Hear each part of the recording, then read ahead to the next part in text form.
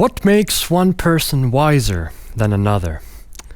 Once in kindergarten, my friends and I, all about 5 years old, we were faced with a difficult problem. As we had been going about our normal play, an unexplained hole had opened up in our worldview. So, rushing to our teacher, we asked what makes a person wise. After considering this for a moment, he said that a person becomes wiser the more times he's been around the sun. You see, wisdom develops in the human brain as this circular motion continues, and usually the older a person is, the more times they've had to rotate through different patterns in life. So that's why parents are usually wiser than children. It's all about circles. Well, we were entranced by this information. We rushed out into the yard, spread our arms out wide, and started spinning. And we continued spinning for hours, believing that we are doing ourselves a great service. The more times we rotated, the wiser we were getting. Well, a year later, I learned what Google is, and in that moment, everything changed. I wouldn't need to turn to older people anymore for the important questions in life, such as what makes a person wise. I had Google, this answering machine. Historically, of course, this is unprecedented. Knowledge and skills have always been passed from older people to younger people, from teachers to pupils. For thousands of years, we have accumulated skills and understanding one generation at a time and then passed that on to the following generation. However, when the world went digital and global through the internet, that tradition broke down. The older generation, like all generations before, they had to learn many things for themselves, but this time they couldn't pass that knowledge forward anymore. Or they could, but it just wouldn't make any sense. Why tell a kid how to use the old-fashioned landline phone that you had to rotate, or how to search for books in library using the paper catalog, or how to manually rewind the cassette tape? What used to be essential to know just a moment ago kind of lost its value and became useless in the digital age. In fact, many older people were struggling to adapt and learn how to use all these new apps and devices.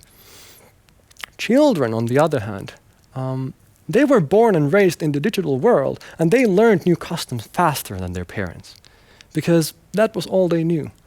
And this turned the tradition upside down. Instead of parents teaching these things to their children, now parents, they ask for help from their children.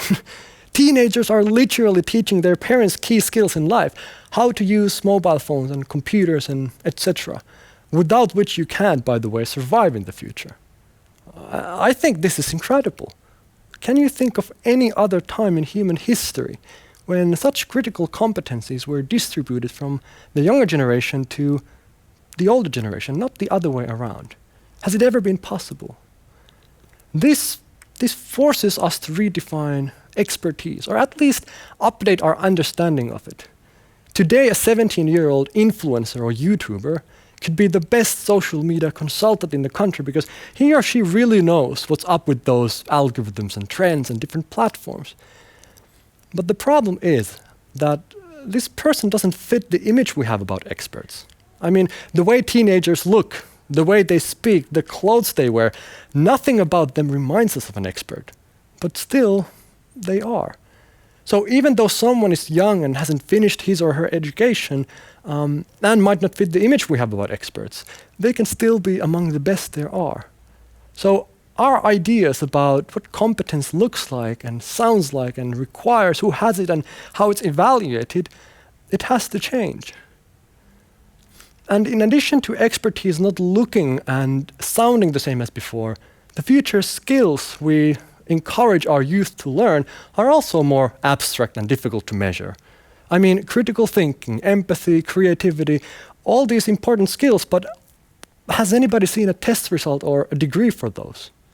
There are simple right and wrong answers when it comes to mathematics or grammar, but how would you define right and wrong related to curiosity or compassion?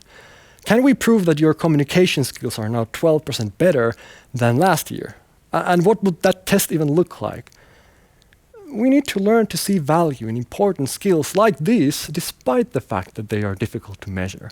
The future expert might next to you, but the traditional ways of verifying their competence have failed to bring out those qualities. So it seems like the future competence is harder to identify.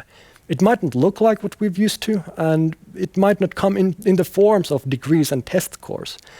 And because of this, we need to find new ways to identify competence. Maybe it is new metrics or better ways of testing, but my suggestion is a simple question. To define expertise in the future, ask, what can I get from you that I can't get from Google? It forces us to think not only what information we have to share, but also what we bring to different situations as human beings. Google hasn't been a child or got its heart broken. Google can't look me in the eye, and it doesn't breathe. It can't touch me in the shoulder. It doesn't have a body language. It lacks warmth. It has all the information in the world, but it doesn't know right and wrong. And it doesn't have a personal opinion because, quite frankly, it doesn't care. For example, Google is very good with questions such as what, where, and who, but not as good with why, how, or for what purpose. In other words, perspective, opinion, and interpretation. Let me give you an example. There's only one correct answer to the question, what is the capital of the United States? However, these types of questions based on facts are easy for Google. But if we ask what the most important city is in the United States, that's difficult for Google. The answer could be any city as long as you can justify your response. You could say Los Angeles because it's well known around the world, or New York pointing to its economy, or Washington, D.C. Because it's the center of national politics. You can discover the capital of the United States simply by Googling, but forming an opinion and defending it requires thought. So just by changing the phrasing of the question, we can challenge the students to greater critical thinking and interpretation, which are key skills in the future. Currently, we are asking them questions that they can Google an answer to, but of course they are not allowed. The internet, the computer, the smartphone, those inventions made my years growing up very different from my parents. I'm the first Google generation. However, the changes won't stop here. It's thrilling to think that we will experience many more revolutions of the same magnitude in the coming decades. The life of each generation is of course unique, and neither past nor future generations can fully comprehend this alone. But recognizing this today is more important than ever. My grandparents, they were there in their 20s in the 1940s, 50s, and my nephew will be 20 in 2040s. When I see them playing together and contemplate their life paths, it feels like I'm in a time machine.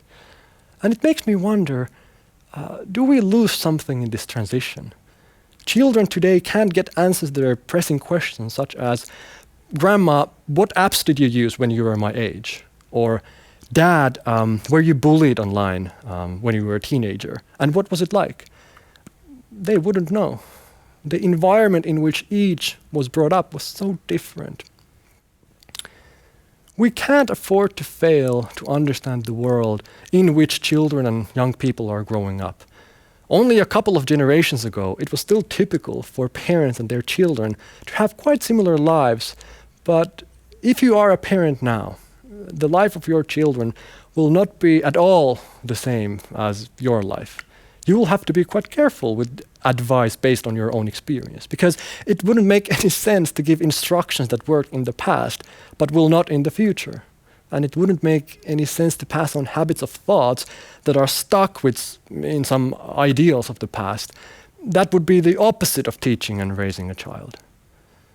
The future needs more cross-generational dialogue.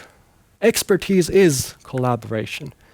Older people know what has remained the same despite previous changes and revolutions, and will probably continue to. But the young know what needs to change. The older generation has experience, but the young people have many insights. Both have something special to offer. But if the image of expertise is too narrow in our minds, we might lose something irreplaceable: youth and humane skills. Let us remember the words of the late Kofi Annan. You are never too young to lead, and we are never too old to learn. In other words, we need to make our grandparents proud and our grandchildren grateful. Also, it's important to remember that worldwide, every other person is under the age of 30, and every fourth person is under 14. If you look around and you don't see every other person being under 30, it means you are in a bubble. This is the age group that will soon be overrepresented in the workforce. So you might want to include them in the conversation already, because out in the world, it will be their needs that will guide the development in 10 to 20 years. In fact, if you are old enough to remember the time before internet, before Google, think of it this way. You are the last generation of human beings ever to walk on this earth before the internet and say, I was there. You are unique and, quite frankly, soon extinct too.